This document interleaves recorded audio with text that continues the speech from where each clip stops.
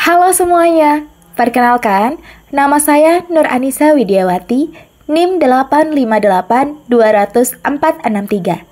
Pada video kali ini, saya akan membahas tentang gerak pada tumbuhan, khususnya gerak niktinasti dan seismonasti pada tumbuhan putri malu. Yuk kita pelajari bersama. Teman-teman, pasti pernah melihat tumbuhan putri malu kan? Saat kita sentuh, daunnya langsung menutup dengan cepat, seolah-olah malu. Tapi sebenarnya, daun itu menutup bukan karena malu, melainkan karena adanya gerak pada tumbuhan sebagai respon terhadap rangsangan dari luar. Ada dua jenis gerak yang terjadi pada putri malu, yaitu gerak niktinasti dan gerak seismonasti. Pertama, mari kita bahas gerak niktinasti.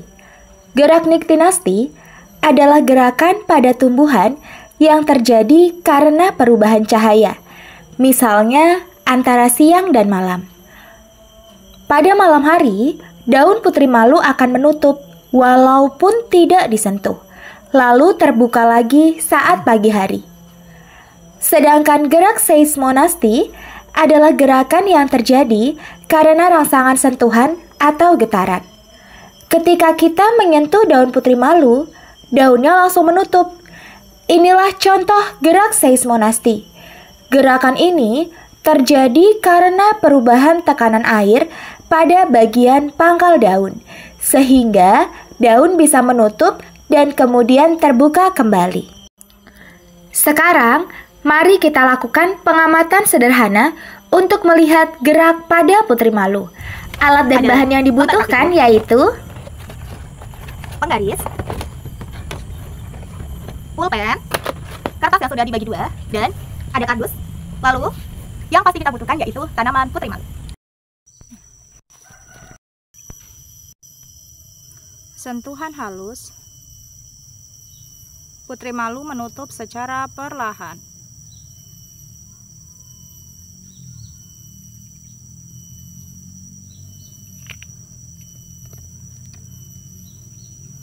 Sentuhan sedang, putri malu menutup lebih cepat daripada sentuhan sedang. Sentuhan kasar, putri malu menutup sangat cepat.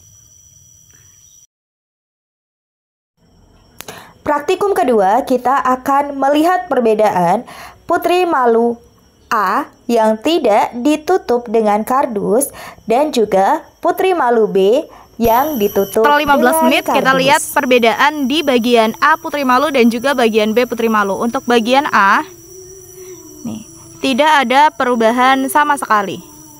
Daun putri malu tidak tertutup. Dan B adalah bagian yang tertutup oleh kardus. Maka kita akan lihat putri malunya masih membuka atau menutup. Dapat terlihat untuk putri malu yang tertutup kardus, maka putri malunya akan tertutup seperti ini. Ini hasilnya setelah kita tutup kardus kurang lebih 15-30 menit.